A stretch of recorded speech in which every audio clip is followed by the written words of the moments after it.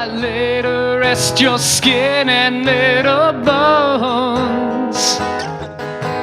Not all of us born get to grow old. Forever you'll stay gold.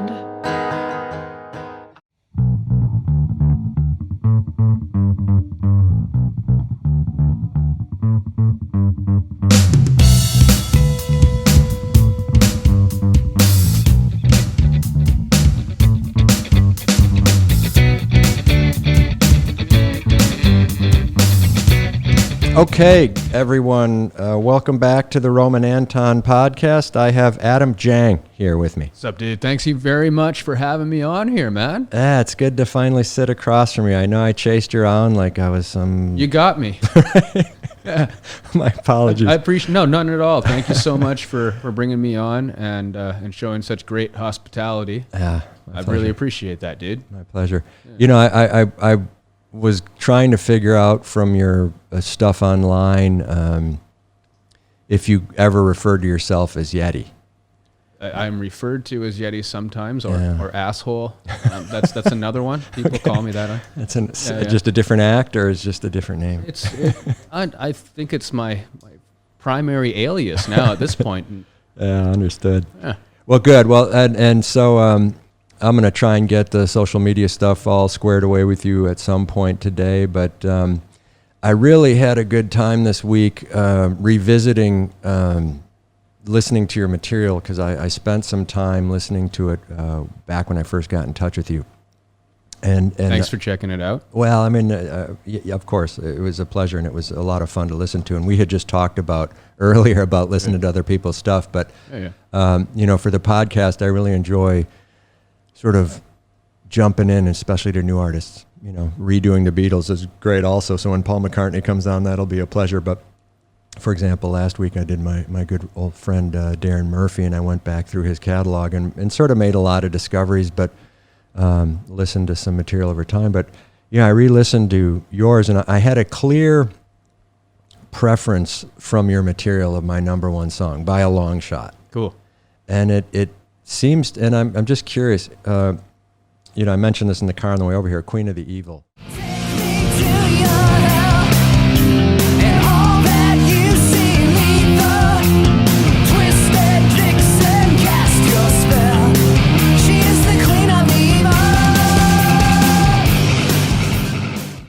Just I thought it covered all the bases for what I was hoping to get out of a song. Cool. And that's one of your earlier songs, right? It's off the first record. We redid it on this one that's coming out. Oh, good. Because I felt that I could have done a much better job now that I have toured around, and Right. I've grown a lot as an artist and as a singer and guitar player. So I wanted to take what I learned and put that to that song, because when I hear it today, I'm like, yeah, I can do a little bit better than that, right? Huh. Yeah. What for example?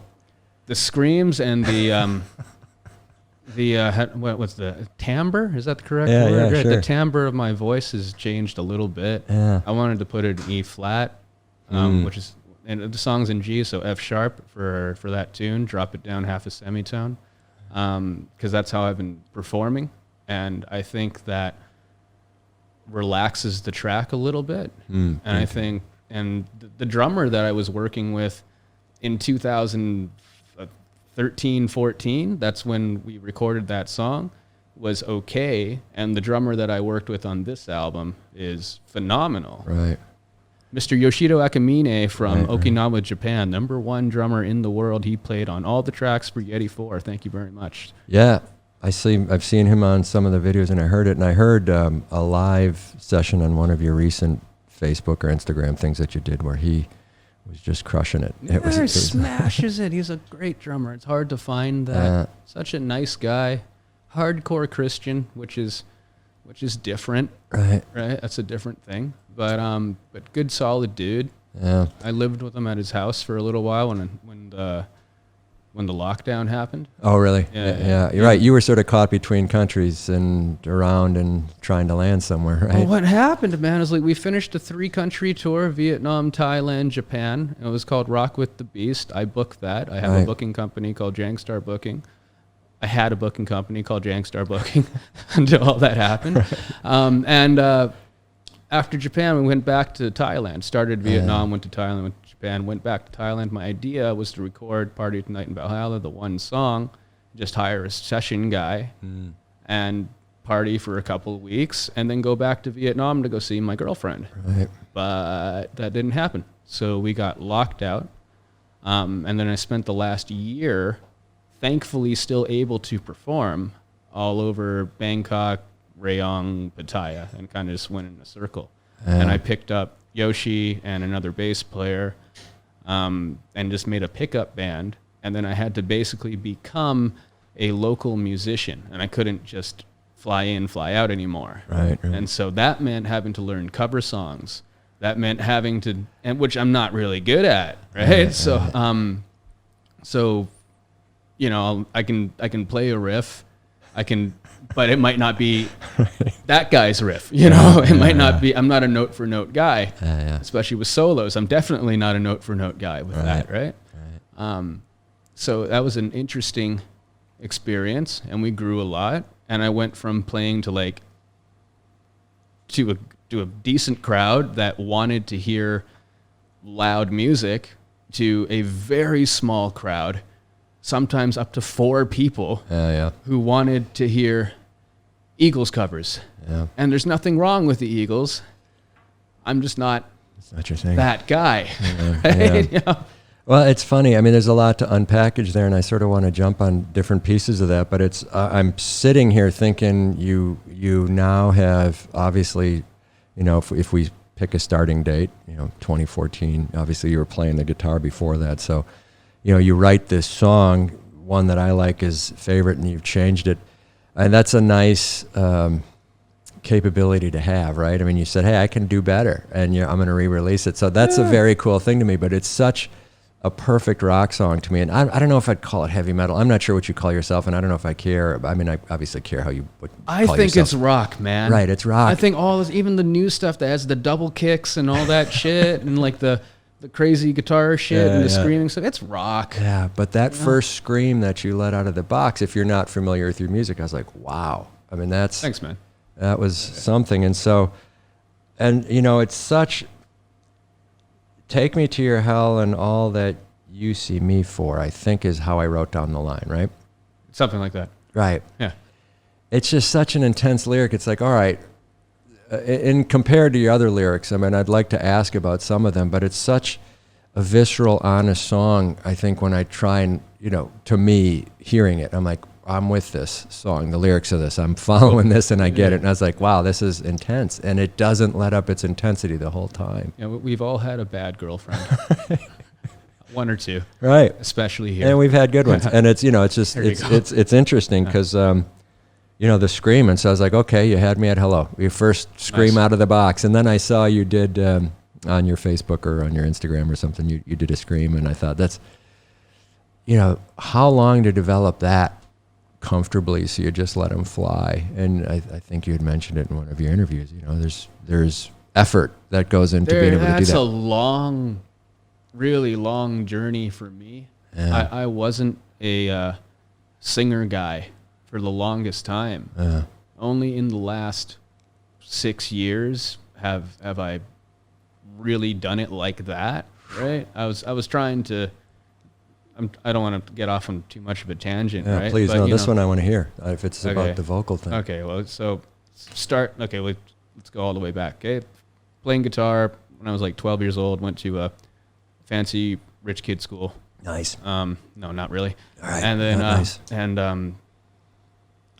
couldn't go into the band class to play saxophone and shit because I'd already played piano as a good little Chinese boy since I was 6. And I hated it. Hated every freaking moment of it, right? And then got to play guitar for music class. Which Electric or acoustic? Acoustic. Okay. Right? And this is where they put the stupid kids who could not go into band. So where you would play with wood blocks and tambourines and stuff like that. And go, we all live in a yellow submarine. Right? A good song on its own. Great song. The wood block. Oh, yeah. Honestly, one of the greatest songs written in American history. No, in UK history. Right? Well, definitely. And then no, seriously, it's a great fucking song. There we go. Yeah, Yellow Submarine, right? Endorsed. Yeah. And Octopus Garden as well, right? Yeah. That's right. Same guy, Ringo, right? Damn right. He wrote the best songs for stupid kids who couldn't get into band class. There you go. Right. So did that. Was too shy to ask my mom for an electric guitar. And I learned some chords. I couldn't remember what they were. I couldn't play well at all. I was one of the worst in the class. I couldn't hold down the strings, couldn't do any of that. A year went by. We did that.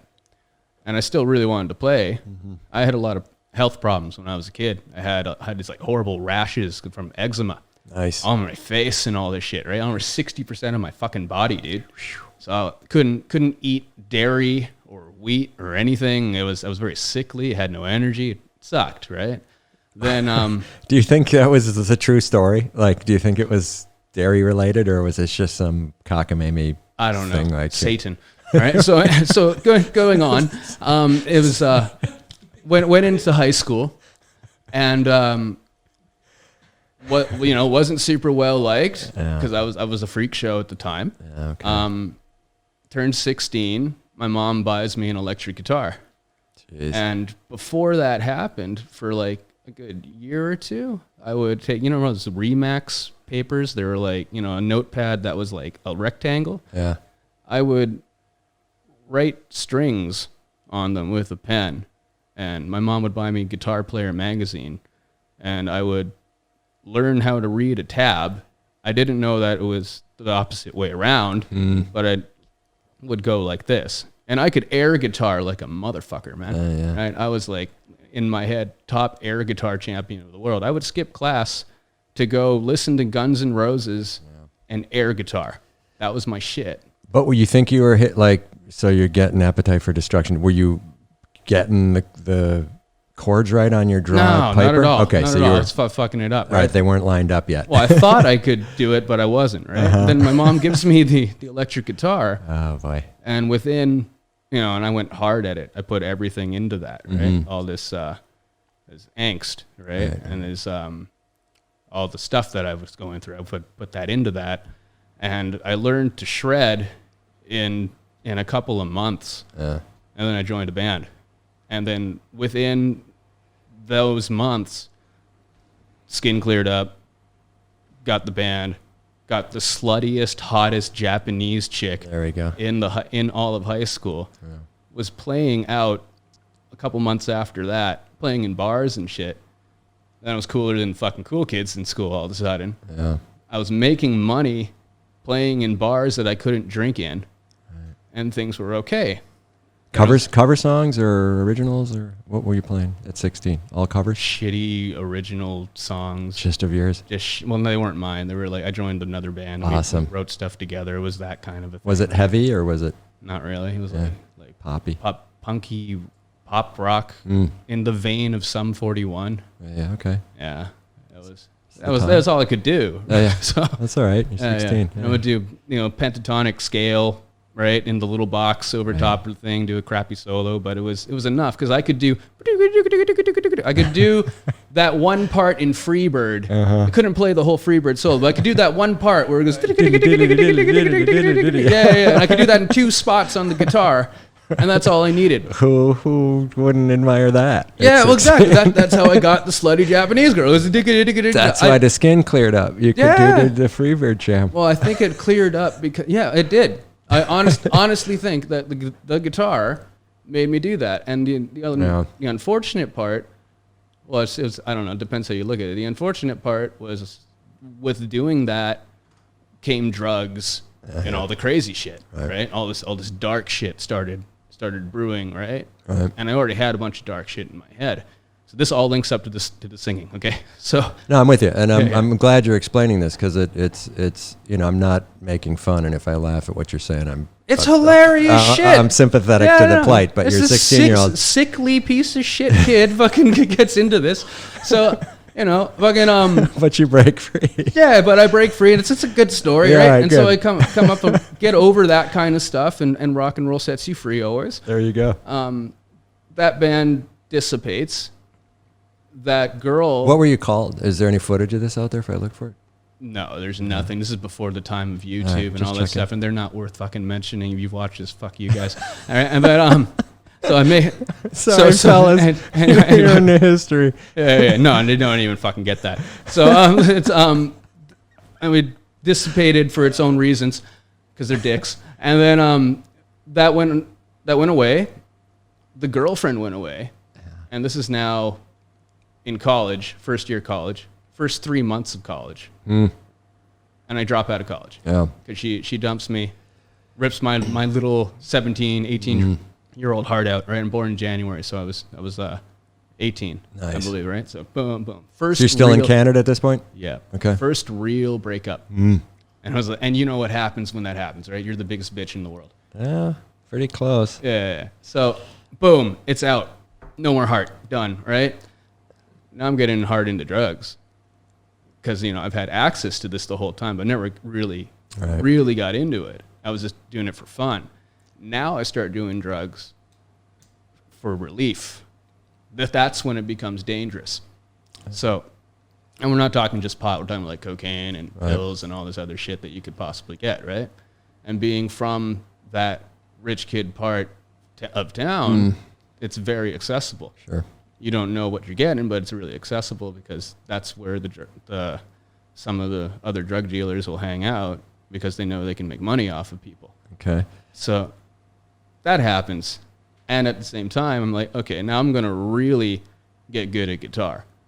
I'm not going to just do this for fun, right? Yeah. So I'm like, I remember laying on my mom's basement floor, fucked out of my gourd, right?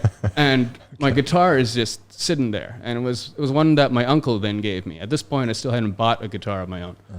And it was a hollow body 335 copy, but it was a Squire. And, I didn't know anything about brands, but I really liked that guitar. I still have it to this day.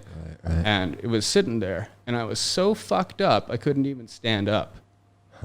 And I kind of just crawled over to it and being like, I like this.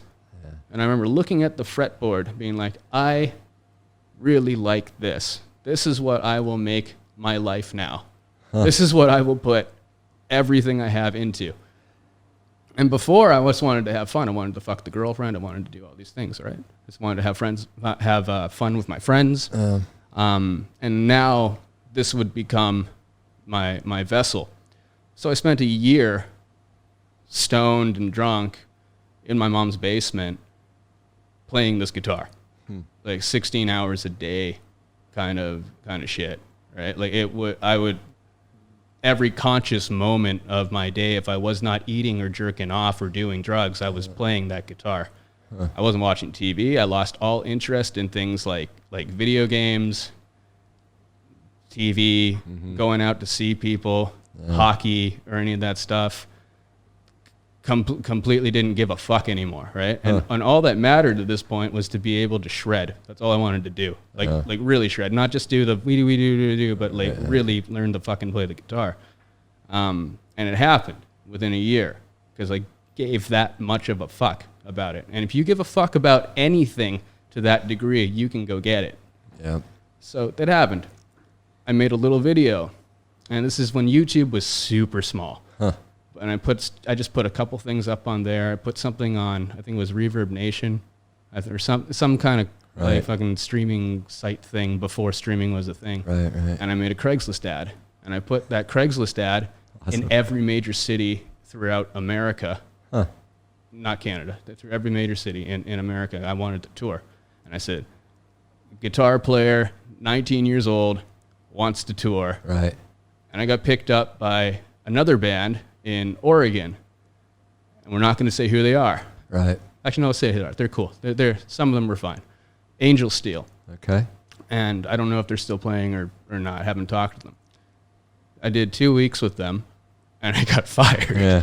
Right? Because I wasn't good enough at that point. I thought I was hot shit, but I wasn't. Right. And I got fired from that gig, and I made friends with the drummer boy. It was a woman who was the singer. She was in her 40s. Her husband was the manager. Their son was the drummer, and they had some guy in his 50s playing bass. They took the son out of school. He didn't go to high school. guy's half retarded, okay? He didn't go to high school, and he played drums, and he could rip. He was a good drummer and shit, right? But he clearly had some problems from not experiencing a childhood and not really having real friends and stuff. So we became really good friends in that short amount of time. The dad was paying me with a bucket of chicken and a Coke every day. Oh, yeah. Yeah, so it was that kind of thing. That was my first tour. It was only 2 weeks. It was only 6 shows in that time, but that was my first thing, and that was a big deal to me. So you're 18 plus, living at 19. mom's house, 19, yeah. and were you, for those long shredding days when you're down in the basement playing, is there a concern by your parents or your mom or your friends or whoever knows you that you've completely unhinged and that 18 hours a day doing anything can't be a good result? And were you losing weight, and did you wear the same clothes the whole time? I mean, was there your view of it as like, that's when I developed my skills, and everyone else is like, that's when we thought we lost Adam? They still to this day think that. Right. That I lost my shit. Yeah. And I did. I completely lost my shit. But did you? Because that moment when you looked at the neck of the guitar and said, I'm in, it could be that moment of clarity, right? It depends how you look at it. I still think that I lost my shit. I completely did not care about my own well-being at that point. So I wanted nothing more than to be awesome at guitar and go play. It had nothing to do with money, or it had nothing to do with getting chicks. It had nothing to do. I was just like, I wanted to be awesome at guitar. That's it, right? And then after all that Angel Steel stuff, and I got fired, went back up to Vancouver. I made my own bands, and I started trying to sing. And I wasn't very good. And there's old footage of that, and it's fucking garbage, right? We had a band called Coyote Sons, and that fell apart. Had a band called Red Voodoo, that fell apart.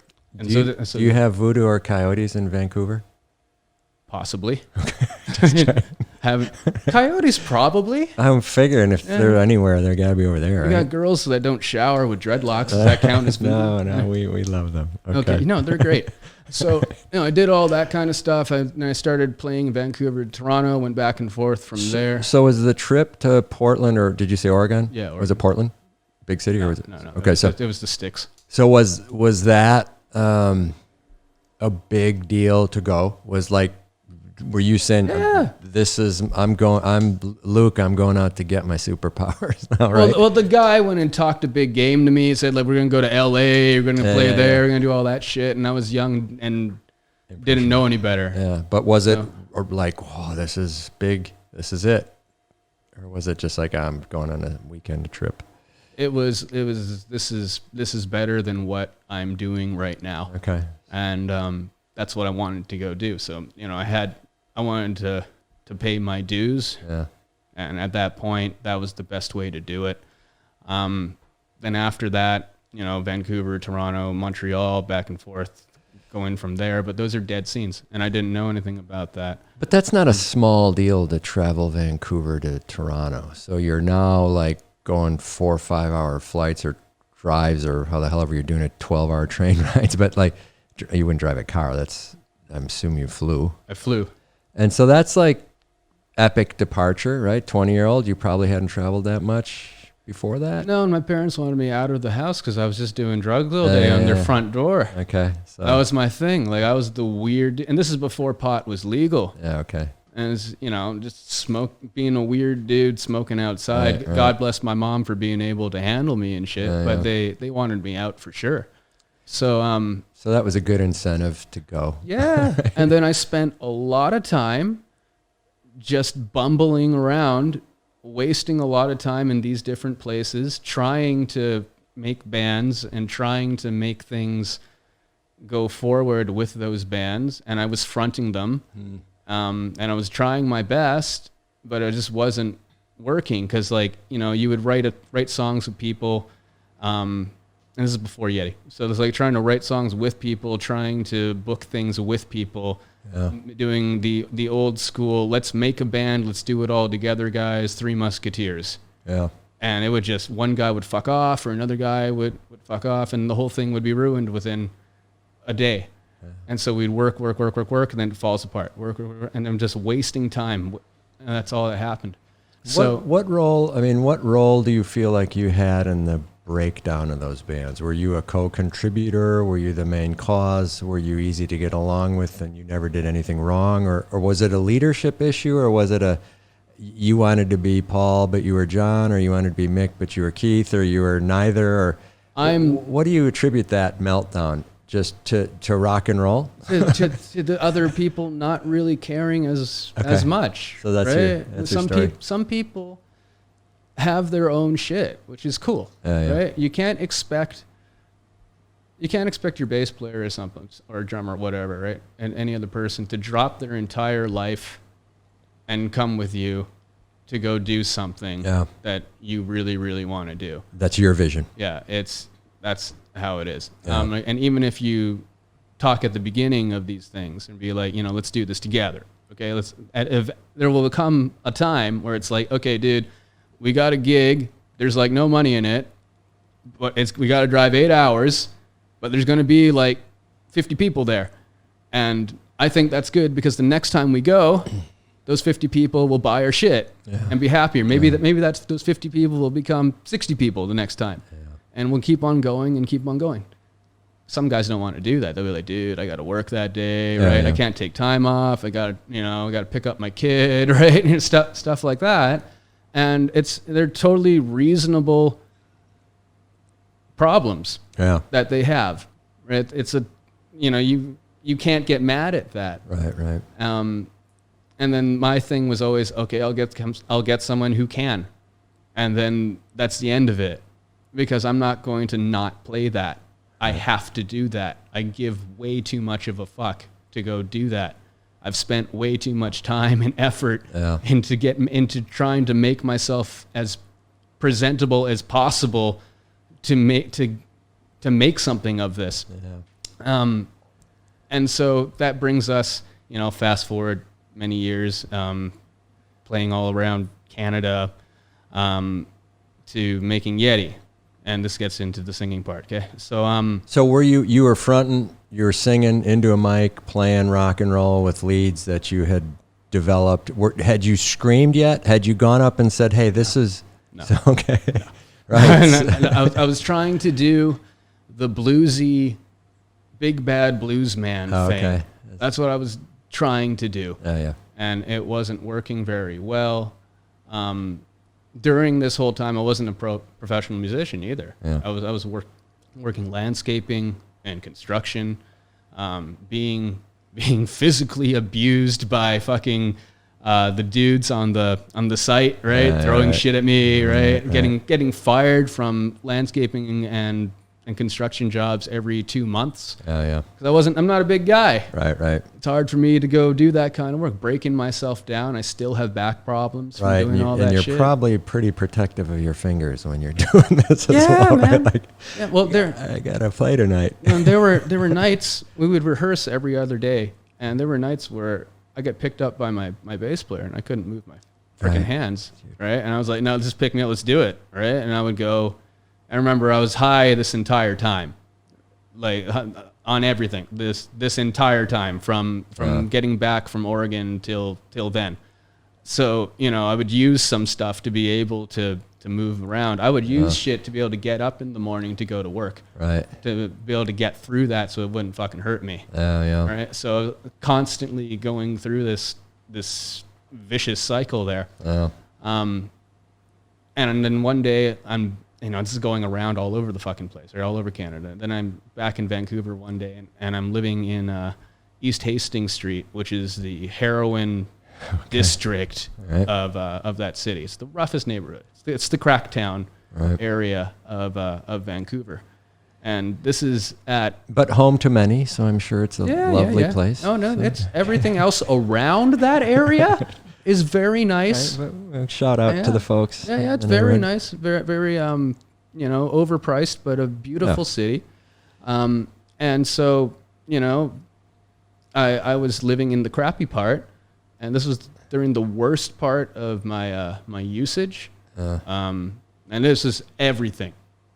There's not a drug I haven't done that I'm aware of the name of. Right. during this time.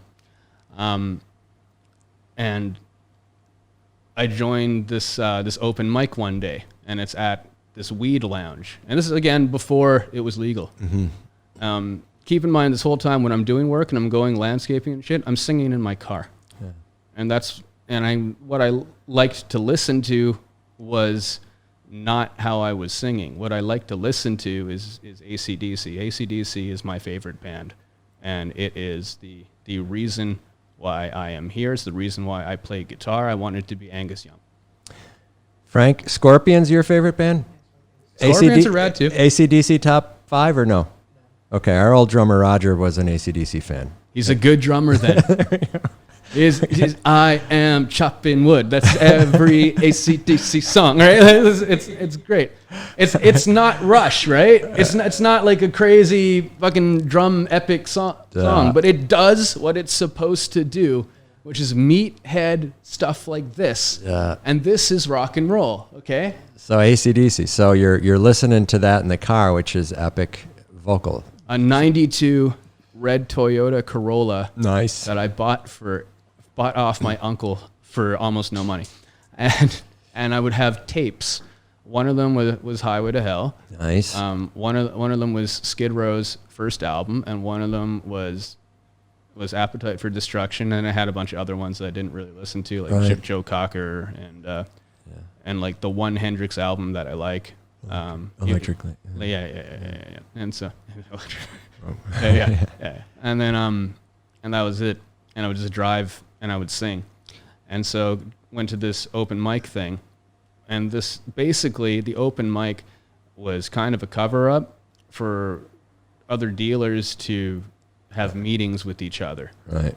And some of the dealers would play music, and I became friends with a bass player there. And then he started just feeding me weed. Just keep coming back, and I'll give you weed. And I'm like, okay, right? Yeah. So we became friends, and he says, let's make a band. And I go over to his house one day, and we're smoking up before we go rehearse. And I think it was PlayStation 3 at that time, where you could put all the songs into the machine, and then they come up on the TV, and you can see them and select it. This is way before like Apple Music and all that shit, right? So I think it was anyways. And then one of the songs from one of the bands that he dealt weed to was Devil Driver, and the song was Yeti. And this is in the middle of a bong hit. I see this, right? And I'm like, dude, let's call the band Yeti. And he's like, all right, that's pretty cool, dude. Right? And so we called it Yeti. The guy had epilepsy. So think about it for a minute, right? You want to make a hard rock metal band, and you have epilepsy. So you have a strobe light on pretty much every show, and he's got epilepsy. So, right? So, he has a couple of seizures, and he quits. He says, fuck, I can't do it, right? And I'm like, all right, okay, that's okay. And we didn't even play any real shows at that point. We were just playing at the Drug Lounge. But my friend who I met at the Drug Lounge was also a bass player, and he was straight. He wasn't using anything. He was smoking weed sometimes, but that's it. So this is when I start dying down from all that kind of stuff. Right. Meet up with him, and we continue with Yeti. And this pissed off the epilepsy guy because he thought that I would change the name or something, and we didn't. Right. So I kept it as kind of a fuck you to him for fucking bailing. Right. And I kind of liked how it had a little animosity. I thought that, at the time, I thought that was good for it, right? Because it gets the word out a little bit more too, and it has more feeling with it. It feels like it's got some history, some bad blood in it, right? That's rock and roll. So we moved forward with that, and we started playing in Vancouver. And after all these skills that I had learned from playing around, and all the bad things that I've learned from bad guys going all around the place, I managed to learn how to do business in the music business. And I learned a set of skills that I did not try to learn. It was just a coincidence of going through all this shit. Alan, who was the good bass player, who I was playing with, he lived with a guy named Cat Hendricks, and he played drums for Heart way back in the 70s. Right. He owned a studio called Absolute Time Studios. So, and he lived upstairs. Alan lived downstairs, and the studio was downstairs. So the place was like cut off in half, right? And he lived in this half and was over in this half, right? Like a duplex kind of thing. Mm-hmm. So I wrote the songs, and this was at the time now where I'm like, okay, I'm just going to fucking write everything and then show you what I've made. And if you like it, we'll go forward. If you say, okay, let's do this instead of, add to the song, right? Maybe I want a verse here instead, then we'll change it. But I got really good at regimenting and writing songs. I figured out how to do a formula. And keep in mind, I'm not classically trained at all. I was a terrible little piano guy. I was a terrible student playing guitar, right? I couldn't do any of that fucking stuff, but I could make my own shit. So we did that, and when Kat would go to sleep upstairs at night, at like midnight, Alan would sneak into the studio and start mixing our shit. So we would record. Sometimes when Kat would come down, he'd be cool with it a little bit, but most of the time we recorded that whole thing for free, and it was when the guy was sleeping in the studio. Yeah. So and that first record, it was like electric drums. There was a lot of quantized stuff. I'd recorded before with other people. I had recorded a blues record with Kat before, and done that kind of stuff, but not like heavy rock music. And so that was the first record. And we put that out, and we gigged all around town, and we got up to the point where we could call up and play, in Vancouver it's unheard of, but we were playing at least 3 to 4 times in a month. And usually you play once a month in Vancouver, because that's just what the clubs make you do, because they want everyone at your one show. And Vancouver's a very difficult place to play music and make a living at it. So when you say you're playing your first, is that Yeti 1? Yeah. So Maria? No, that's stuff 2. Okay. The first one was like Who Fights Who, Queen of the Evil, Texas Tornado. Texas Tornado, right. Night on the Town. And so those Phoenix. are, so in a relatively short time, you amp up your singing capabilities. Because I just went for it, because I learned all these things. I played with a lot of people, and I've been driving I've been driving back and forth from work every day too.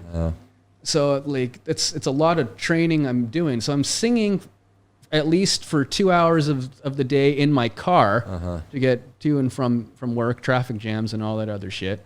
Being pissed.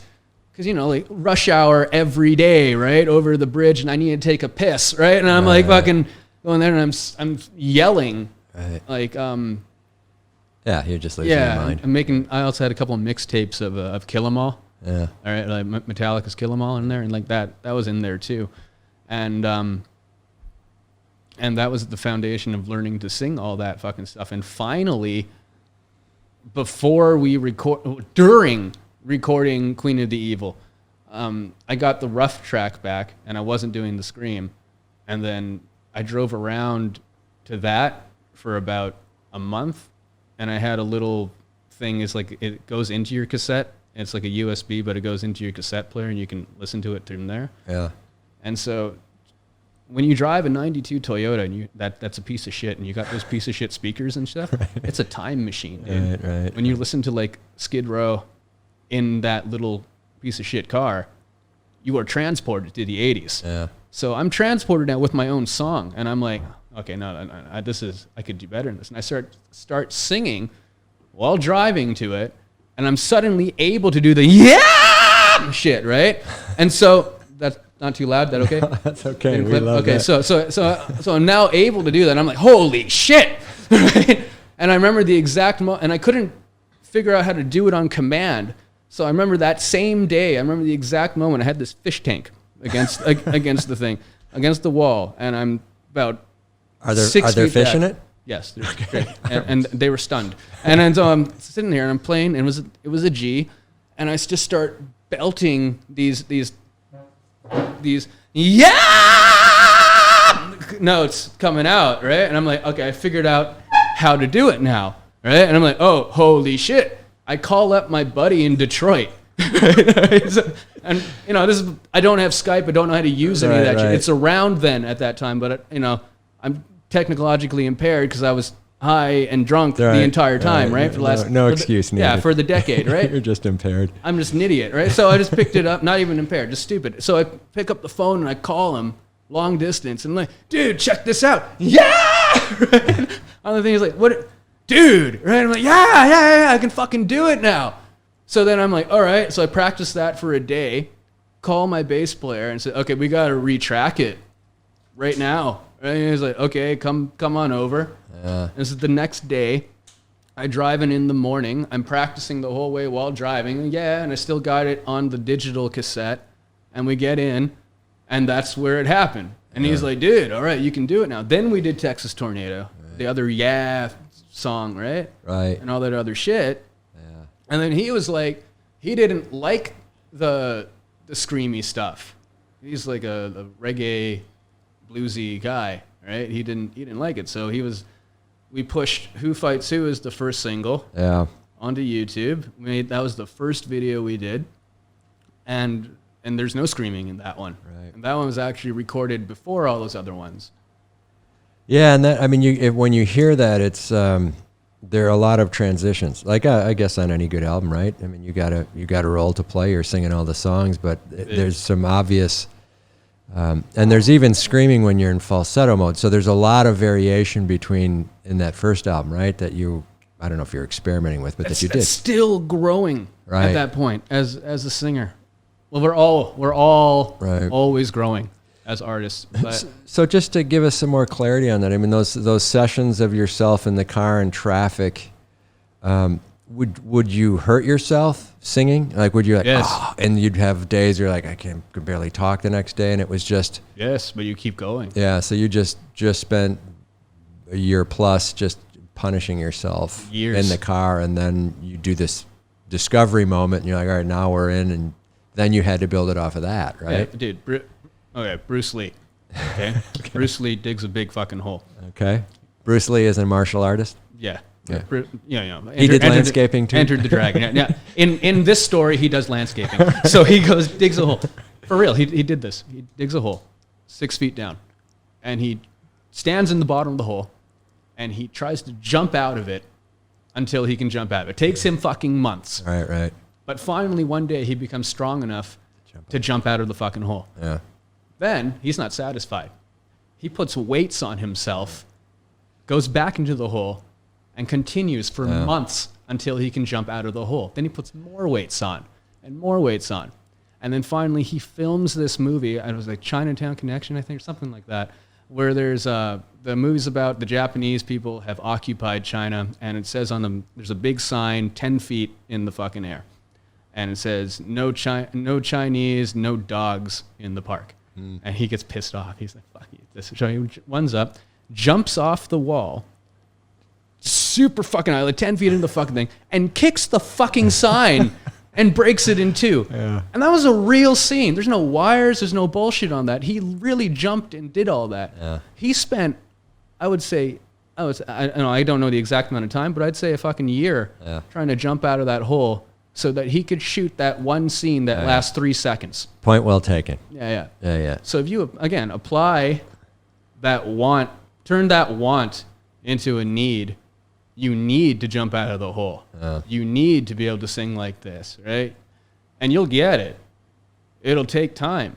But if you keep on doing it, you'll get it. So so you make what seems to be a discovery about your voice. You're obviously influenced by bands that have huge singers, but you make this discovery. And so does the discipline to develop it run at the same speed as your guitar playing? I mean, are you now aware I've got these two instruments I'm working on, or were they wed together and you just worked it? Oh, again, first I had like all that time to get good at guitar, right? Right. So like that was already comfortable. But there were things that needed tightening, like timing on my guitar. Even to this day, I still struggle with that and I'm still working with the metronome, still doing all that kind of stuff. But with singing, that's become the thing that I practice the most now. Really? And when I practice, it's not just like, you do warm up shit. Like, you pass me your acoustic. Yeah. Oh, okay. Yeah, here, I'll show just an example. Yeah. Here she comes. Is that in standard tuning? I hope so. That's gonna be hard for me, but okay, we can do it. I'm in E flat usually, right? But usually everyone knows this scale, right? Pentatonic. Right? Yep. Okay, so if you're back here, that's your first note. Your voice and your guitar are instruments. If your guitar can do something, your voice can do something. Can do the same thing. Uh-huh. So and that's where you start it, right? And if that's as far as you can go, that's okay.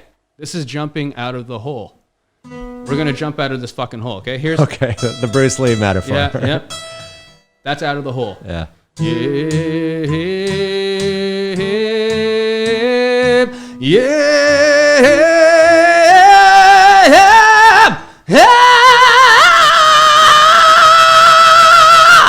Right? So it takes time to get out of the hole.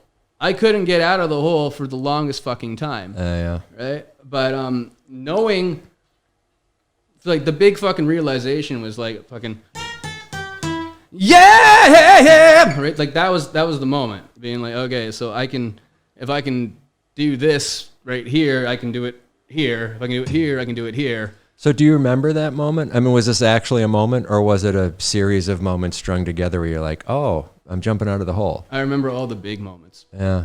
So you remember the one laying on the ground where you look at the guitar and you say, you and me, partner, right? And then you remember this. I remember that one. Hey, buddy in Detroit, listen to this madness. And then you're like, oh, wait, it's going to take me a while to get out of this hole, but I got... That's really interesting. I mean, that's... And that's like learning the music business, right? So that's, absolutely. That's like you we're equipment intensive here today. That's like you sort of figuring out how to hit, the outskirts of Vancouver to get some gigs rolling, right? It was that one was getting gigs and shit. That's a totally different thing. But let's stick on that, because that was a good. I mean, I appreciate you're doing that, and I think I don't know what the Roman Anton podcast is, and you and I had some back and forth before about, can you come on and perform? And you're like, okay, what's the point? I get where you're going, and I sensed the hesitancy, and then I looked at some of your stuff online and I thought, okay, I get it. This will come up organically if we have the discussion, and that to me is as important as any performance we could have had. Seeing that, because it's. I'll play. No, but I picture you as a kid, like. You remember learning it, right? You remember struggling with it. You remember trying to get the F chord and the A chord and how you get three. Oh, the F chord was the biggest bitch in the world, dude. I'm putting two fingers on one string or two strings or what. Yeah. But that's a real interesting sort of narrative around that process now to hear as someone who at least listens to music. Watch you do that right there. Cool. That's a very cool takeaway for today. Cool. I don't know. I mean, I saw Frank and Rathlicken too, but it was just, you start on that top string and you go all the way, or the low string, and you go all the way to the high string, and you're an awfully far distance away in a singing scale right there. Oh yeah, dude. Right. It's 3 usable octaves. Right. And so I noticed, I mean, the power to go up high, you really pumped up the power there. Is that part of your learning process, or could you have done that very quietly, that high note? It just seemed like this tidal wave rolled over me. There's different ways to hit notes, right? There's different ways to hit the same note. If you hit that same, like, right? That is the same note. It's right. It is the same note, but how you hit it is completely fucking different. You do. I wish I remembered the song where you do that, and it comes at you so hard, where you are singing high for so long and so powerfully. It's just a very strange moment, and I was like, guys, this guy can take a breath, or how's this gonna come up. I mean, the first time listening to it, usually you sort of miss a lot of that, but your voice is such a profound part of these songs where it's like, whoa, how is this coming? And then when you start to incorporate singing harmonies with yourself, it's very cool. There's a lot of times where... yeah, the harmonies are cool, dude. Yeah. I love that kind of stuff. Yeah. Yeah, the one... You had some real subtle ones, and I'm not sure if it's on We Are One or if it's on... yeah, dude, the new shit, the new album, like that's where my head's at right now. That's like vicious drumming and stuff. It's the accumulation of all that shit. Just like how being able to sing in that manner was the accumulation of so many years of bad shit and like just being a shitty person. It was and having that come out. So like living in Skid Row and doing all that kind of stuff. Like that was being a shitty person. Well, that's being a person, right? That's where you were at. Yeah, that's where it was at, but it's not a good thing. Well, and I understand, but I think thematically, as I hear you sort of, if we talk about, so let's talk about one of your later releases, We Are One, that just came out in 2021 or 2020 last year. Well, I think that just came out, but yeah, it just came out, right? And okay, so we're releasing singles right now on Spotify and YouTube. That's kind of just getting stuff out there. The actual album comes out at the end of summer. And that's going to be like the final master mixes and stuff. I sent you Party Tonight in Valhalla, the final master for that one this morning. So you can take a listen to that later if you want. Yeah, maybe we'll cut and put in some of your songs in here. I know that like in your one interview that Anna Kay did, if you don't mind. But some of this stuff. So We Are One, and I jumped ahead, so I'm sorry. So I've taken you from Vancouver, Yeti 1, all the way forward. Thematically, my brothers and sisters, we are one. We are one race. There is no us or them. I mean, these lines, with the ferocity with which you deliver them, there's not a trace of irony in anything that's being sung at this point. And I was like, I don't know this guy, but he has other pieces where there's maybe some sarcasm or some tricky, but I thought thematically, I was like, he is coming at you, and I don't know I didn't take listener appreciation, so I don't know how to listen to metal. I don't know how to listen to rock and roll. I know how I listen to it, and so I will attach motive where I want to attach motive. So Paul McCartney, Helter Skelter, pure rock and roll mania, great tune, right? Yeah, I attach nothing but the purest intention of rock and roll to that song. Yeah, Guns N' Roses, sometimes I attach darkness and evil to the lyrics because I think Mr. Brownstone or some of those songs. Can you understand what he's saying? Sometimes. Dude, I listened to that album probably 1,000 times in my life, and I don't know what the fuck he's saying. So there you go. Yeah. So let's just say there's darkness around the confusion. We did a tribute show in Japan was one thing, and it gets me to learn Welcome to the Jungle, and I'm like, really? Yeah, that's what he said. And I'm looking through this shit. But yours are very clear, and so, it forced me to say, I'm going to talk to this guy in a little bit so I could call him out on sincerity or sarcasm or, and I didn't want to. I mean, that wasn't the point, but I thought, wow, you have, listener appreciation requires some skill sets. You can attach bad meaning or wrong meaning, or you can attach no meaning and listen to it. And I thought, this is a good song. These lyrics I would normally object to, what he's asking me to swallow here. Mm. We are all one. We talked before, right? We are the world, right? Right? So you're asking me to go along with it. Children. Right. Same lyrics, but it's so powerfully delivered. Yeah. And I started to link together some of your themes. And let me try this. So you have a real, good guys go to heaven, guys like us go to Valhalla. Yeah, Pardon Night Valhalla. Right. Yeah. I mean, I thought, okay, I could Norse literature or folk tale.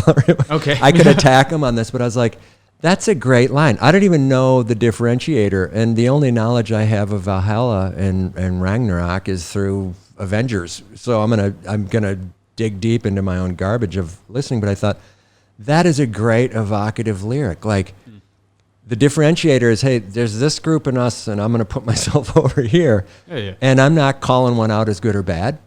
Mm-hmm. Or maybe you do and I don't get it, but I was like, wow, that's a really interesting thing. And I thought and as I sit here and listen to you today, I have a whole new appreciation, and maybe that's not what I'm supposed to get here, but like, Cool, man. the struggle you were doing too as a kid, like, of course there's going to be an us and them mentality, right? Of course. And it's interesting, but with the strength of your voice, it's really interesting to listen to these lyrics, the way you deliver them, because I thought, boy, heavy metal is sometimes it's even hard to understand what folks are singing, but you're so clear all the way, you can hear what you're saying. And so it was a very interesting thing for me to go through lyrically your songs, and then there's Go Pick a Fight with Jesus, and live forever without a care. Do you know what you want to do when you die? I mean, there's just some, you hear these and it's such a heavy song too, right? Yeah, man. And so it's coming at you, and I really wanted to call some of this out so listeners will go out and part of what you and I talked about on the way over here was the struggle of Spotify and listening to things that get scrambled or out of mix. And I talked to Matt Fisher when he came in, and we had the same objection, like how that rotates your songs in a funky way. So I'd hear Maria or Texas Tornado, and it'd jump right into We Are One. And I thought, boy, that's hard to swallow because I haven't gone through the repertoire yet. I'm getting... Well, it's a totally different thing now. Like the message on the first 3 albums was not clear. It was just some guy writing some rock songs. Yeah. They didn't have a purpose. That's right. I didn't have a message. I didn't understand what that was at the time or anything. It was only when writing this one, after traveling so much, I didn't get into where I've gone between the first record and now, right? But we'll do that in a bit. Yeah. But going around through Asia, through parts of Europe and shit like that, right? Really cutting my teeth, learning, being a guy, getting clean, right? Doing all these things, right? And seeing and meeting so many fucking people who are fucked up, and seeing people convinced that they're doing something for the greater good, when it really is the greatest of all evil. Yeah. To, for example, anti-Muslim stuff in America, right? For example, he's from this part of the world, so I hate him, right? That kind of stuff. And that kind of shit, I think, is better subject matter for me to write about than a girl or kicking ass and drinking beer and all that, which some of the greatest songs of all time were about girls and drinking beer and kicking ass.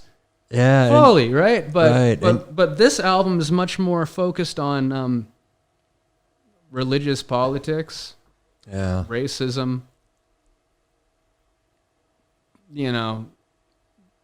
stuff like that, prejudice in its forms, violence, these things, and how we perceive them. Yeah, I mean, it's interesting the way you describe that to me now, because you have to overcome the obstacle of whatever medium is pumping these songs out to you. And if it's hard to buy them, then you get it mixed up. But as I started to go through it, Night on the Town, we get that. And that's the Freshman, that's the early effort, and it was raw, and it was flying, and it was aggressive. Man. And it was like, wow. And then, some of the other early songs too, you can tell. And you can see the gradual shift.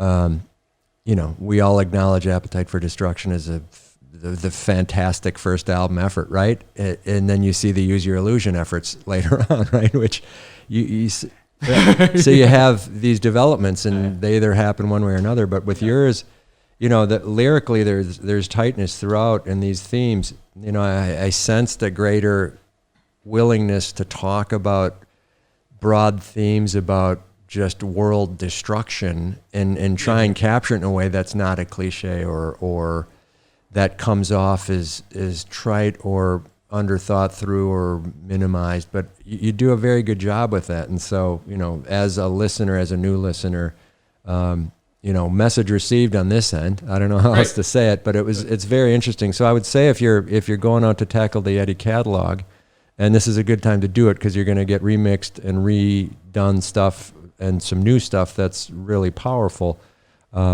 It'll be interesting, as people dig into the catalog with you, and it's always fun to find someone and then say, hey, I got 4 albums I can go listen to, or 4, whatever we call them now, 4 batches of stuff.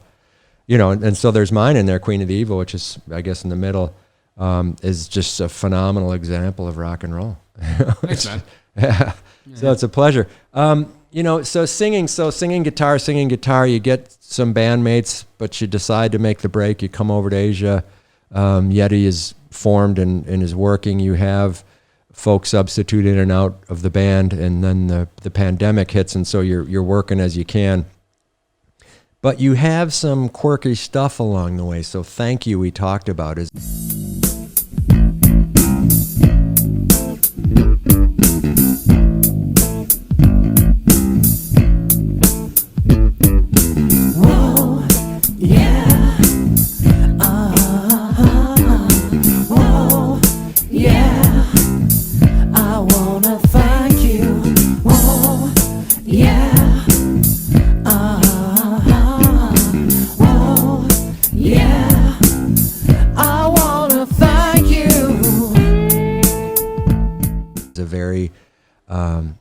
odd song in your collection, and I don't mean odd bad. I just mean if you have a core of rock that is pioneering and straightforward, Thank You, your listeners are going to say, this is different. Yeah, the ultimate B-side.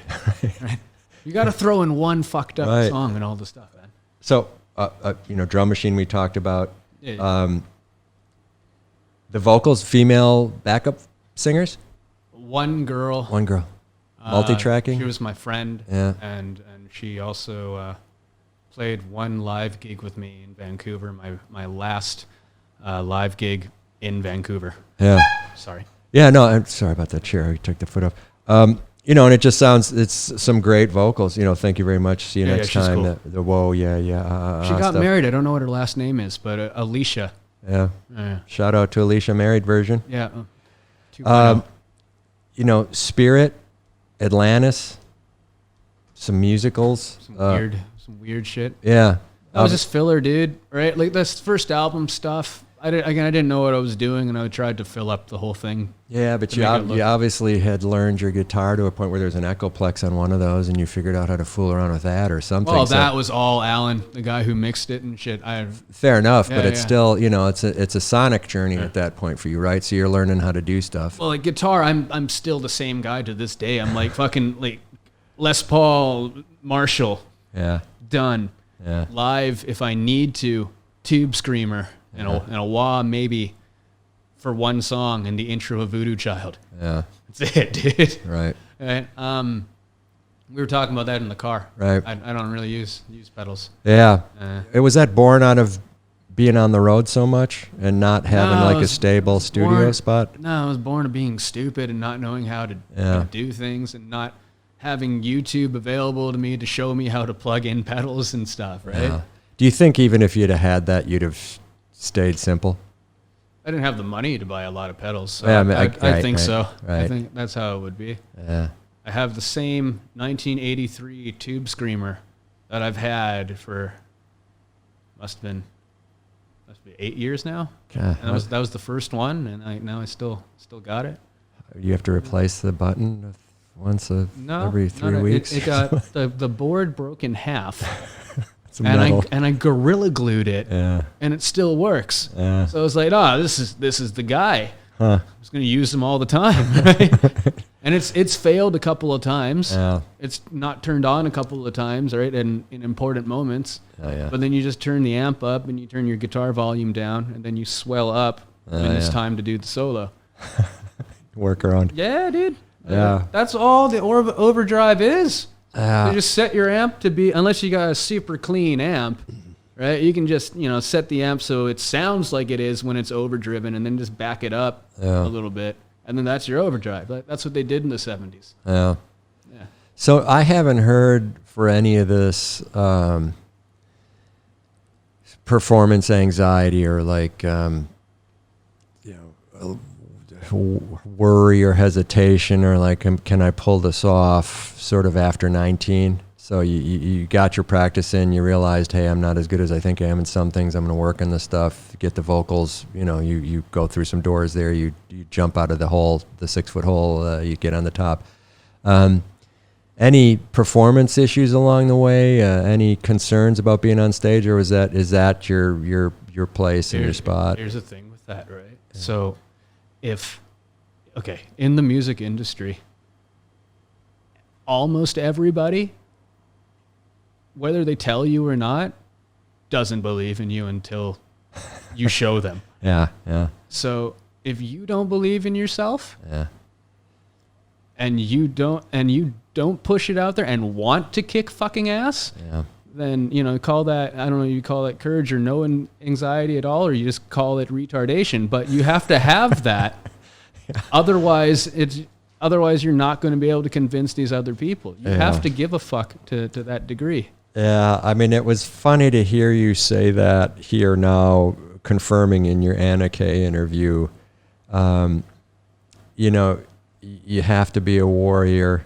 You have to be so headstrong to live like this. You called it testicular fortitude, and she said that's got to be painful, and you sort of brushed it aside because I think there might have been a sort of misunderstanding, but I thought these are very warrior-like comments that I thought were interesting to hear you say, because I hadn't heard them, and I thought, those are totally sincere comments, and in the context of this interview, which was pretty light, maybe it's lost a little bit, but I believe him 100% what he's saying right there. Yeah, dude. Yeah, and I was good to hear, and I thought, this really just seems to, and it's not a stage persona. This really seems to come out when you're playing. It's like, I mean, there are transformations that people do, and you can't be that revved up all the time, or there's probably other consequences.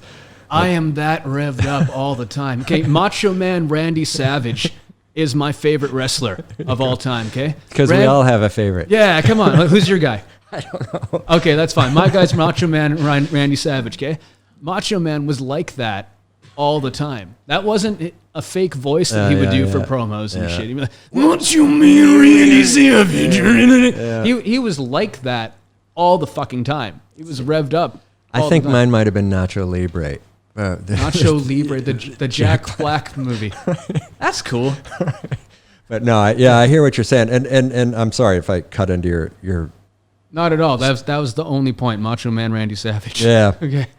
Well, and it's interesting because that was, it's we don't get to see around town playing out. We're still in COVID. Just for folks listening, if you've made it this far, it's 2021, and we're still sort of buckling down here in Bangkok because of waves, the various waves and deltas and things like that. And so I'm sure I would have seen you more this year alone, not to mention last year. And we would have been able to do this too, because I wouldn't have been staying in Pattaya the whole freaking time. Right. Yeah. But you got the album done too, so there's some good sides and bad sides to this. But it's interesting to sort of attach motivation, and it maybe doesn't make sense sometimes. But I thought, wow, this guy really seems to. The social media is a pretty decent representation, and I thought, whatever, it doesn't matter what I'm saying right now, 100%, and I'm an idiot for even bringing this up, but I thought you had this sort of message about catching dengue, and you must have been in Vietnam when you taped it. I think you were laying in bed saying, I'm almost dying here, and I think anyone who's got that understands that, and I've got typhoid, and there's not fun things to catch, and you get them, and you're like, oh, goodness. But it was a really interesting message. So that was February 2019. So you're deep into the road at that point. You've come in and out of Tokyo or Japan. Sometimes you're playing Vietnam. You're figuring out how that scene works. You've been to Thailand, and you get knocked over by this thing, which is sort of a precursor to getting knocked out by COVID here, right? Yeah. And you had some interesting stuff to say there, but it was, the revolution and just sort of responses to the injustice. It really seemed like you were getting deeper into sort of a truth and honesty pursuit than further away, which is always a risk, right? And as you start to grow your fan base. Some people don't like it, man. But that's cool. Yeah. Right? You have to make a statement. You got to stick with your statement. Right. If you want to make music like that, and if you want to make music that everyone likes, okay, that's cool. If all you have to say is, I like this girl, she's cool, right? Think about the Beatles, right? You went from I want to hold your hand, all that kind of stuff, right? And you got over to what I think is the great. I know it's not a Beatles song, but I think it's one of the greatest rock songs written of all time. Imagine. Yeah. I think that makes an incredible statement. Yeah. Well, and so I guess was was Maria your early love song? I don't think so, right? No, not really. That was I don't know if I can talk about that or not. But theoretically, we'll leave that one aside. Okay. No, it's funny. So you came in screaming here, and you've kept the pace up, and you've actually started to layer in some additional insight. So it'll be interesting, as your commercial success increases, and as you start to get opposition from if it does. Come on, you know how this goes. But to see how much of a headache it is to be the harbinger of messages. I'm telling you what I think. Or if that just wears you down. People get pissed off all the time at you, right? They say leave politics out of it, but then you look at great bands like Rage Against the Machine. Yeah. Even Bob Dylan had shit to say and stuff, right? Yeah. It depends how you do it. I think. Hurricane Carter song, yeah. I mean, your American War Machine, I thought, wasn't over the top. I thought, in particular, where you were writing it from I assume that was written in Vietnam, or no? That was written at home. That's off the second record. That was earlier. That was right before I went to Vietnam. That's interesting, because I would have, if you'd have had me try and peg that, I'd have said, boy, he got influenced quickly and got angry. No, not so much. I'm not anti-American. Yeah, of course and not. That song is anti-war. Yeah, it's anti-war. Not anti-American, and I'm not trying to put bad words or thoughts in your mind, but I thought it was a pretty thorough denouncement of a lot of the bigger themes, and I thought, okay, that could have gone. And that was starting, right? That was when it was we're getting to a point of a message is being made, right? Yeah. It's getting more concise. It's getting clearer. So follow up that thought then with this idea that you talked about with Anna about sort of this thematic, cinematic link to your Yeti releases, the movie style thing. I wasn't sure I entirely followed it because you had a 35-minute interview. I think there was a compressed time. Not that means you and I are going to be any clearer in a 5-hour interview or whatever we're doing here, but you were attaching sort of multiple disciplines to your songwriting now that I hadn't seen described for you earlier. But do you have for Yeti 4 what's coming out? So your album's coming out in August, I believe you said. It's going to be Party Tonight in Valhalla. Name of the album or the name of the package or whatever we call things now.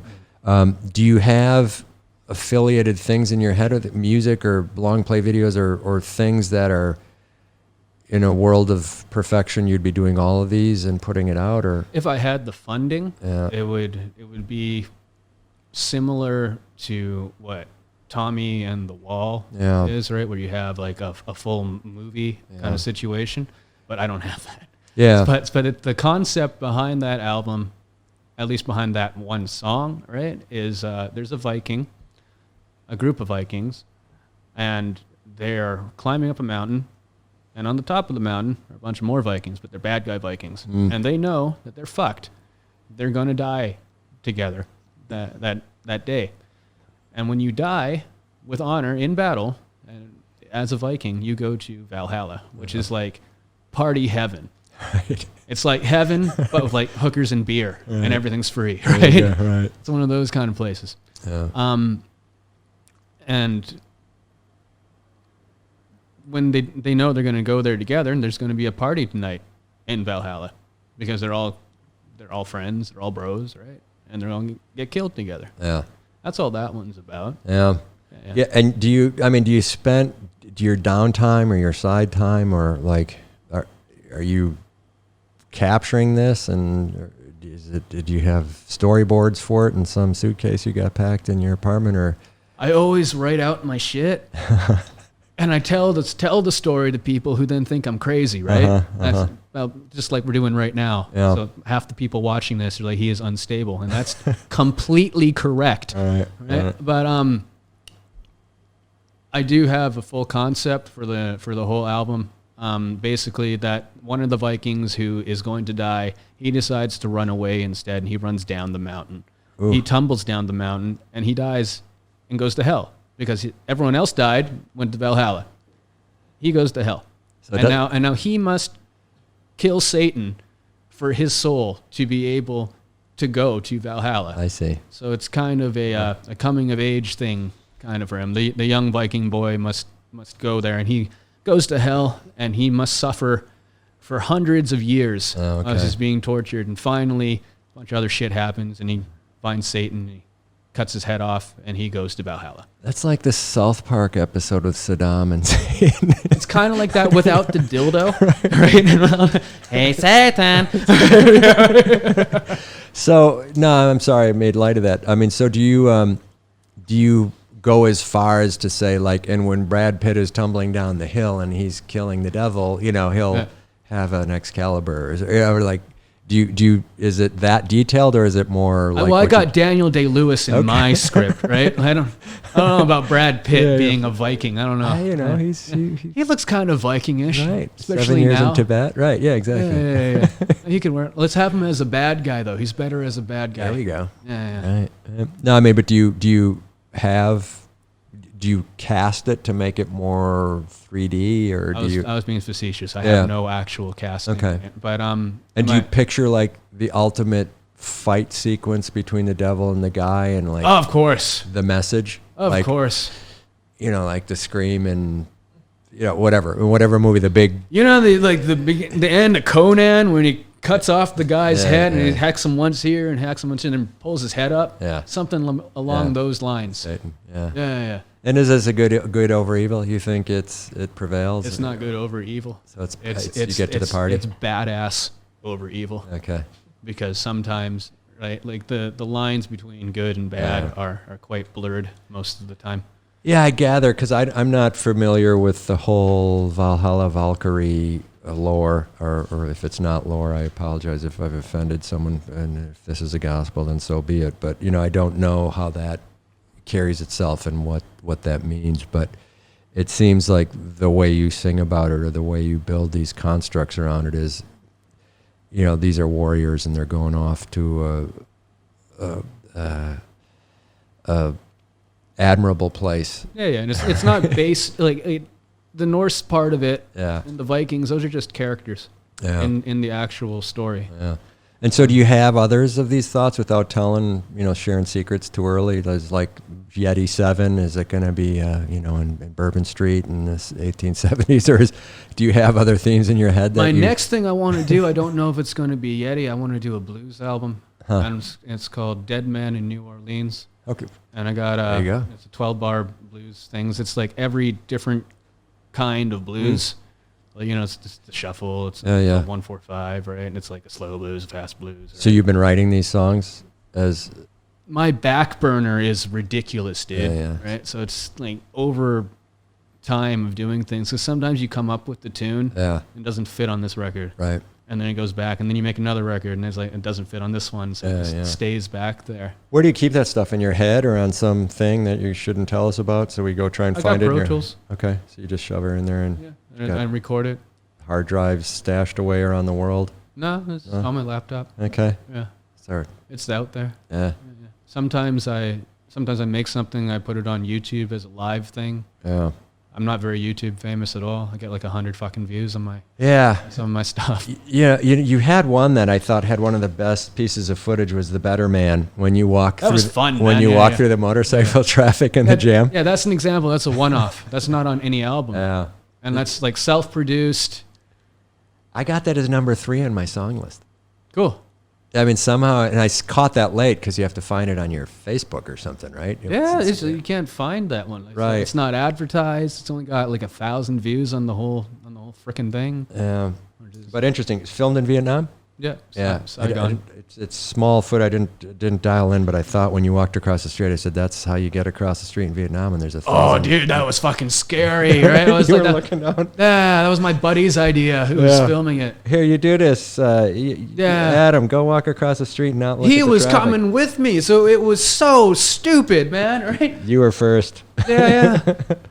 Yeah, these days I also saw, that, First album. yeah, that was a good little nugget that sometimes shows up on Spotify and sometimes doesn't, or I'm not sure how that works. So that was infuriating to try and get that to repeat. So I found that on YouTube. I'm sorry, I'm just looking at some of these notes to maybe try and pull some things together. Is Phoenix seemed to be more conceptual in your head and more along the lines of what we just talked about with sort of concept. It's getting there. Yeah. Yeah. That's all first album shit, and I was just, getting Yeah. Yeah. Yeah. Crazy for Your Love, Second album. I think of, the departure tracks for me with bands I wasn't that familiar with, but like a song like Pink with Aerosmith, when they put down a song like that, you're like, oh, this is very different for them.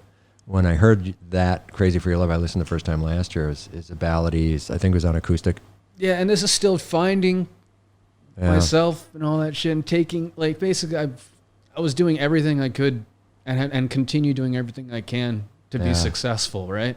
So it was like, okay, let's make a love ballad. Yeah. And let's throw that at the wall, right? You have distance to that song now that you just assume not do it anymore? Or do you still like play it? Yeah. I play it live. I mean, I think you have multiple tracks of your vocals at the end of that, right? Maybe 3 tracks of the vocals, and one of them is so high and so outrageous. It's really interesting to listen to. Yeah. One of those things. Yeah, I could see you liking that until you can't sing it anymore when it's too hard. Written about my cat. There you go. Yeah. Yeah. There you go. Well, one of my cats. Yeah. I have 3 cats. You got one back in Vancouver, if I'm not. One back from Vancouver, and he was the guy who actually helped me get clean. There you go. I had no money to buy crack because I had a cat. Because you had to get cat food? I had to get him fixed up at the vet. Yeah. And then I had to buy cat food and all that. Vet in Vancouver's $1,000, man. Right. Yeah. No rock for you. So I literally came down after years on that shit.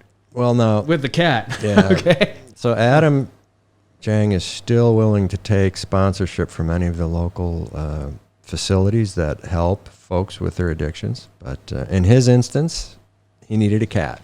And that's how he got clean. But he's not saying traditional cures for tens of thousands of dollars are also very helpful. He understands that. Oh, absolutely. Right. There we go. I'm sorry, I'm looking at notes, and I'm sorry I even have notes. It's a little embarrassing, but it was fun sort of tying this all together, like I said, and then having the benefit of some other interviews out there. Yeti, so you see that, you're smoking, you look up on the screen, you see it, you stick under the Yeti brand and you keep it going.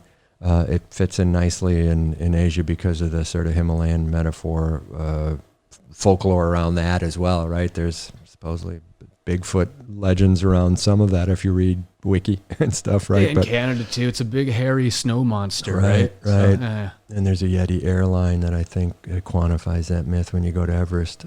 Talks about the snow people or something. We're having to do a slight rebrand. Not really a rebrand. I'd say a brand boob job. Yeah. It's a slight enhancement, a lift, because there's so many other frickin' companies now called Yeti. Yeah, like you said, it's hard to find my band even on Spotify who's so many frickin' Yetis. I saw the Y period E period T period. That was stupid too. That was a terrible idea for branding. You make people type in dots and everything. They don't want to do that. So try to get that on a .com. Right? With all those freaking dots, you can't do it. I think I was able to find Asoke that way, or not. Yeah, no, it's that also another one-off. That was stupid as hell too. So this whole journey was a lot of stupid mistakes. So what we're doing now is we're calling it Yeti Valhalla, just for the sake of finding it on Google and Spotify and all that stuff. I'm still in the process of doing that. It'll be properly relaunched with the new album. Made a new website, YetiValhalla.com, or I made a new Instagram at Yeti Valhalla. And this way, if you type Yeti Valhalla into the thing, without even changing without even changing anything on Spotify and YouTube, my shit comes up now in Google if you type that in. I feel the pain here, and when I typed in Yeti Rocks and I got a domain stolen $2,695 to buy it back, I thought I wanted to throw my computer out the window. I thought this has just got madness here. So I feel your pain here. Yeah, man. So we were like, okay, fuck it. There's Just do the rebrand. It's Keep okay. it, bro. Yeah. But don't change it on Facebook. It's still Yeti Jams on Facebook. There you go. Because I still get tagged from other people who tag Yeti coolers, and that pisses them off. Yeah. So that's a good thing. Well, we love Yeti coolers all the same because we know they actually keep things cool. So That's good. we're as us outdoor I don't people like here. them. For obvious reasons. Well, good. Don't buy it. Gives you cancer. Yeah.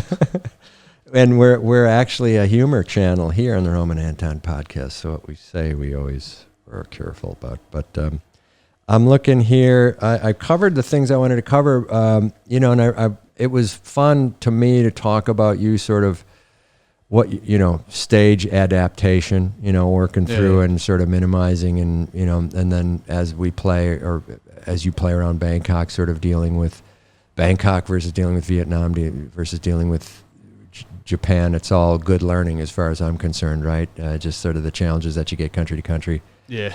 I think you had laughed about singing into the mic that's not grounded, which is a fairly common dude. Is it, here?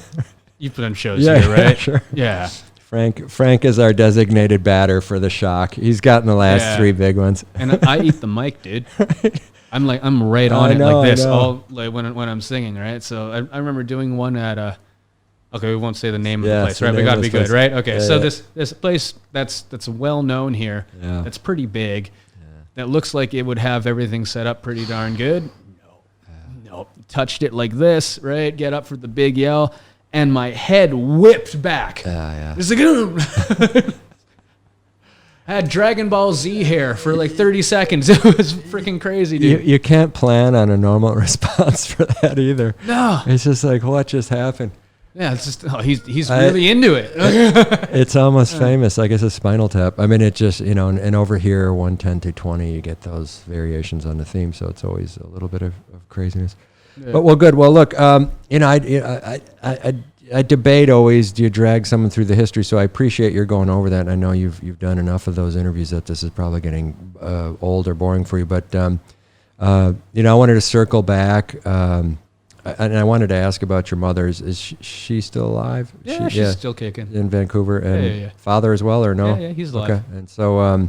everyone's alive. Yeah, okay. And so do they take a more active interest in your music now, or do you send them the new material, or is that just sort of... You know what, right? As much as this pains me, okay, right, to actually admit and say, my dad... who never supported me with my music career for the longest time, never bought me a pack of strings. He would buy, when I was a kid, would buy me the nicest hockey equipment on the team, would buy me the nicest shit because I was doing what he told me to do. Mm-hmm. And then I became a shithead and got addicted to drugs and did all these things. Didn't want anything to do with me. In the last 2 years, he has helped me a bit. Dad. Yeah. Shout out to Dad. Yeah, shout out to Dad, right? We now... don't hate each other. There you go. Right? And that's something. Yeah. That's definitely something. I'm not making light of it. I had an interesting conversation with a fellow here locally yesterday about his parents, and it just is fresh in my mind. And my mom lives in the United States, and so I reach out to her from time to time. But I was just curious because she got you the guitar, right?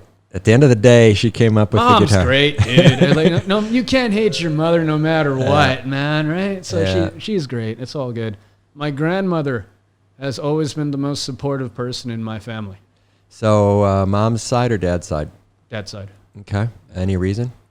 She basically raised me because my parents are both career-oriented people. My mom owns a hair salon. My dad's a charter accountant, and they work fucking 8:30 till... back then, like 8:30 to 10 o'clock. Yeah. So, grandma would take care of me and stuff. Did she live in the same house? No. So. She lived very close. What Chinese people do a lot of times, they kind of sort of buy a community, right? Okay. So, like, they'll all buy houses pretty close to each other. Okay. So the grandma was in walking distance. I would go home from elementary school to eat at her place at lunch, and she would be incredibly overprotective and always be there. It pissed me off when I was a kid, but it's all good. She would actually cover dog poo with branches that she saw on the way home. So the trail, she knew the path I took to get home, so she would cover it with branches. Nice. But my friends didn't know that, and they would step on those branches Right. and get dog shit on there, and then they would try to fight me. So It's natural, right? yeah, it was a cool thing, right? Kick Adam's ass. Exactly. so the grandma was by far the most supportive, especially when I started playing. She never once told me to turn down. Right. She never ever thought, like, even when I started to fight, that it was because of me.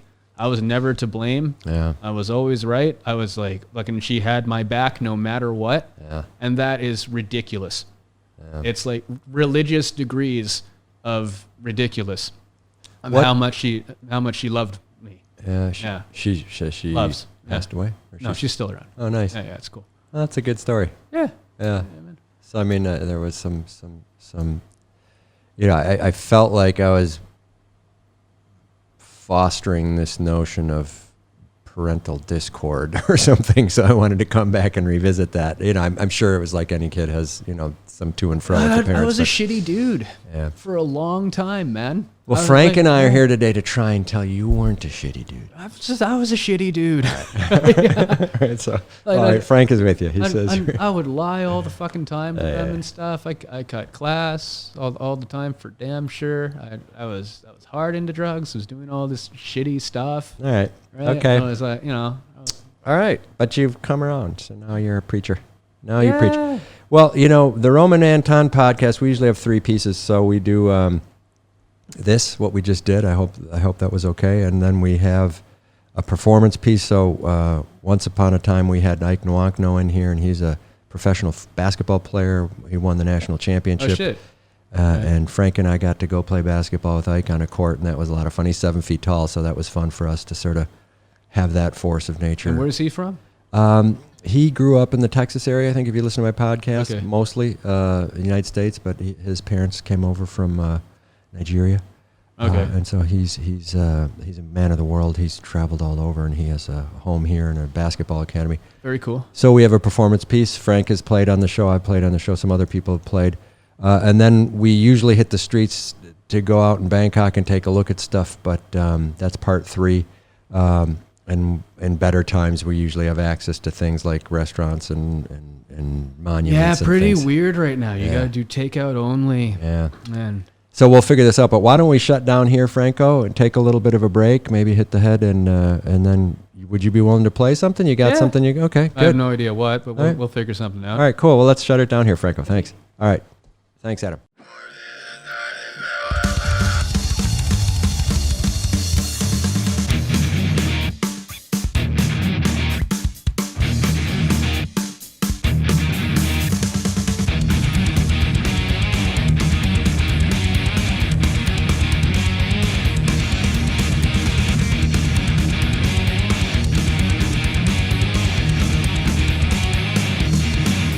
There's a party tonight in Valhalla.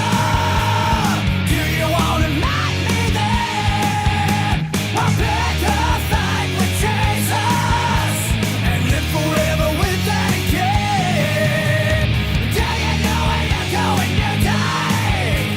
They tell me to say, let me tell you, good guys go to heaven.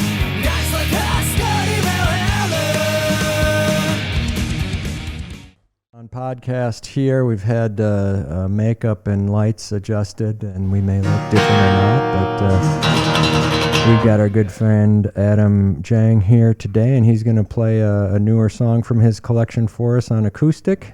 And now I'm wearing the Roman Anton shirt that was kindly given to me here Excellent. by our host. And they're excellent quality. They come in the long sleeve. You have all the sizes Jeez. that you want. And I think it's gray, black, and white.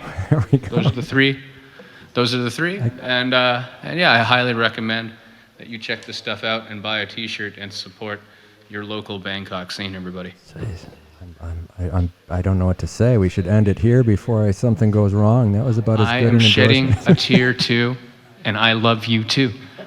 All right. Word. There we go. Okay.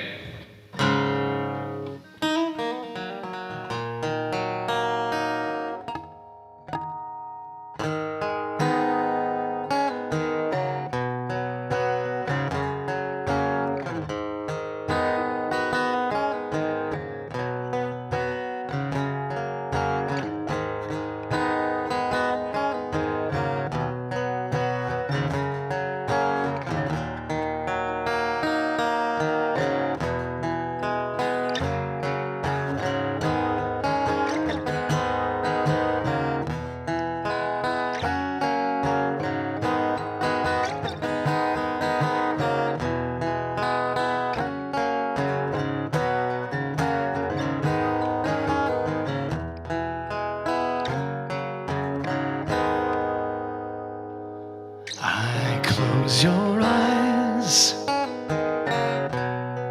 my child of sympathy. Lord knows what could be. Questioning this emptiness, the only certainty is death as your touch turns to stone. I lay to rest your skin and little bones. Not all of us born get to grow old. Forever you'll stay gold. I prayed to God that He would not take you away, that maybe I could take your place. Now that He's lost His face, and in turn I've lost my faith, as my heart turns to stone, I lay to rest your skin and little bones. Not all of us born get to grow old. Forever you'll stay gold. Don't think that I will see you in heaven. Don't think you'll be waiting for me. When will we be together again in dissonant harmony?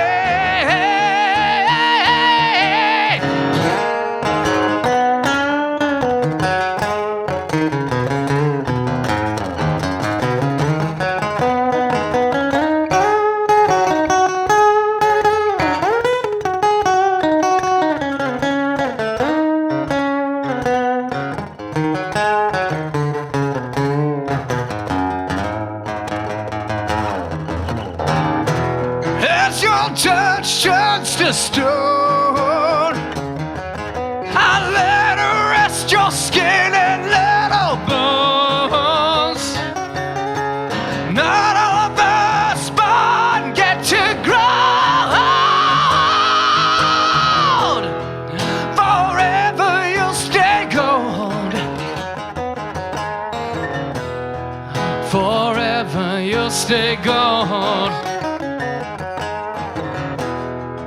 Forever you'll stay gold.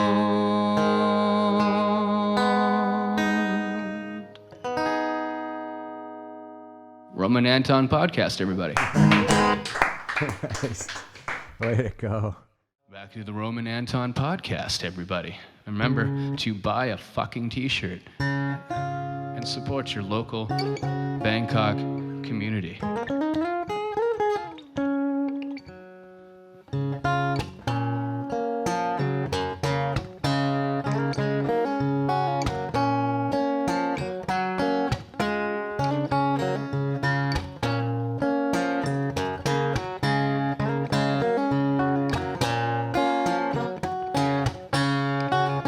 Trying to recover on my own, watching the time go by, no pride from being alone, with chills all through the night, cold in the air, looking at firelight, wishing you were here. I would give everything, love, sweet love, and I would do anything, crazy for your love.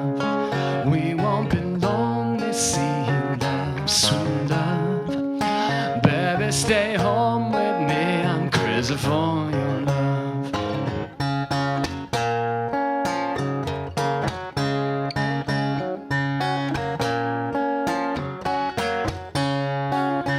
Kind of the essence, writhing in the cold, healing your open wounds out on an open road. Just a little patience, whistling lonely tunes,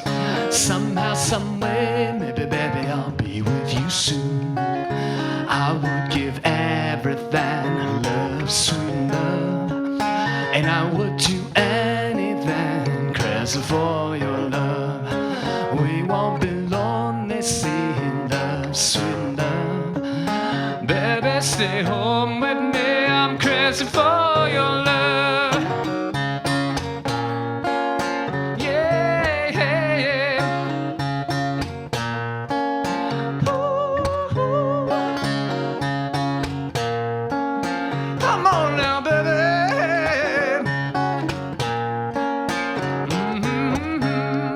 And go.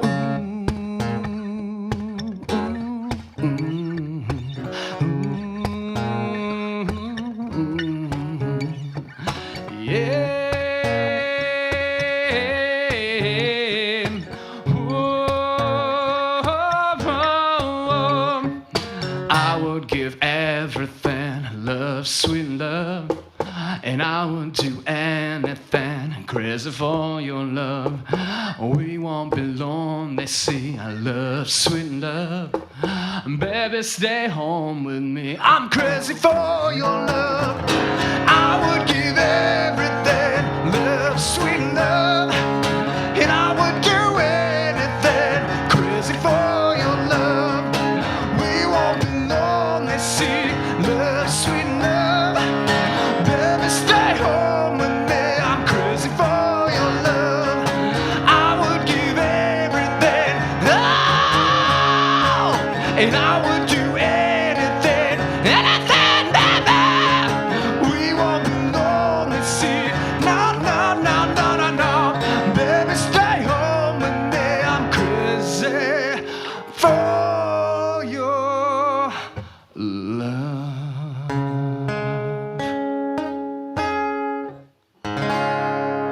Roman Anton Podcast. All right, Adam, I appreciate your hanging out today. It's fun. Thanks for letting me come here, man. Yeah, so we do 3 parts, and one of them is going outside in Bangkok, and I thought, city guy, rock and roller, we're right at the intersection of Sukhumvit and Asoke here. Yeah. And so, do you get out much in Bangkok? Do you go out, or? Hell yeah, man. Yeah. So a cowboy. Yeah, right, there we go. No, right over there. Yeah, sure. Used sure. to play all over this place, man. Yeah, it's fun. Corner bar and down that way is Rest Tub 2 and all those other ones. Right, one of your regular gig is Ensoy Nana. What's the name of that place? Rest Tub 2. Okay, I'm sorry. Rest Tub 2, that's what you're saying. Yeah. Right, that's the show I missed when, that was the last time you played, I think. Yeah, I think so, and we had to, things happen. Yeah.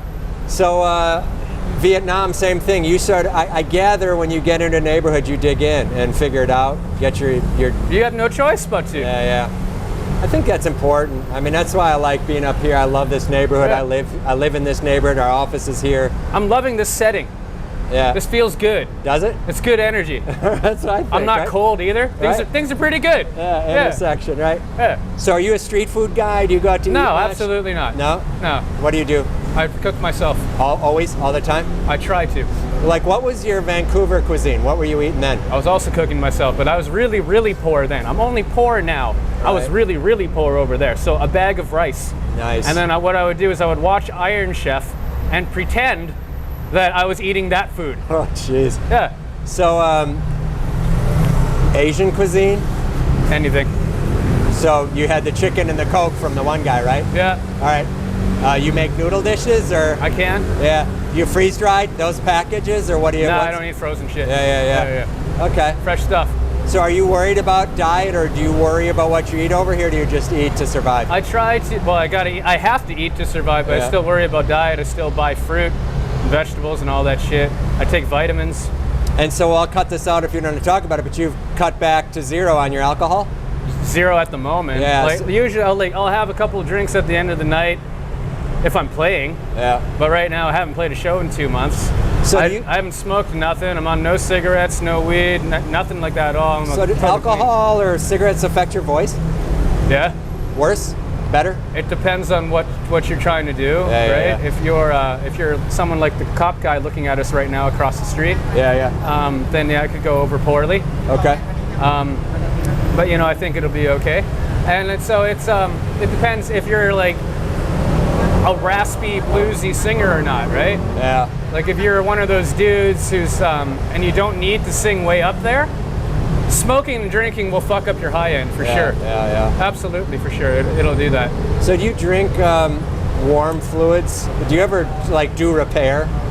Do you coffee? tea. Well, Does look, it help you? coffee's not good for you and tea's not good for you. Anything caffeinated will dry you out. Okay. Before you sing, you don't want anything that dries you out. So honey, I don't really do. I've heard of it's the good. traditional, yeah, I've heard okay. it's good, but I don't know. Pineapple juice is the shit. cold or warm? Cold. Huh. The cold is how I drink it and stuff. I wonder what that is. I wonder why. It's just lubes you. Huh. Lubes are really good. Yeah. They say your semen tastes better, but I'm just gonna have to take that for someone else's There you word. go. Yeah. Right. As long as. Who doesn't want tasty semen? Yeah. What's that line in Valhalla? What do you plan to do when you die? At least it's not. I thought we were going to talk about semen. But yeah, where do you go when you die? Second hardest question. Who Yeah, doesn't yeah. want tasty semen? Yeah, exactly. Yes. There you go. I mean, No one. You asked the first hard question. Absolutely. Well, good. So, same Vietnam. You cook, you eat at home. Well, my girlfriend does it there. Yeah. So you're sort of a homebody. I have to be some. Yeah, now I am for sure. Yeah. For sure. I like to hang out at home now. Yeah. I still get out. I do my thing. But I'm a good boy now. Yeah. So Yeah, it's funny how our habits have changed because of that. Well, and here we got the security yelling at us to shut down. So why Yeah. don't we honor their wishes here? Yeah. I'm glad we got out here, and I appreciate your coming in. It's Thanks, good bro. meeting you. We'll Yeah, stay you in too, bro. touch. I Yeah. hope you hit the road soon. But Hell yeah. thanks for coming on Roman Anton Podcast. Yep. Thank you, Franco. Thank you, Shogo. We're gonna shut it in. All right. cut. 1, 2, 3, quiet.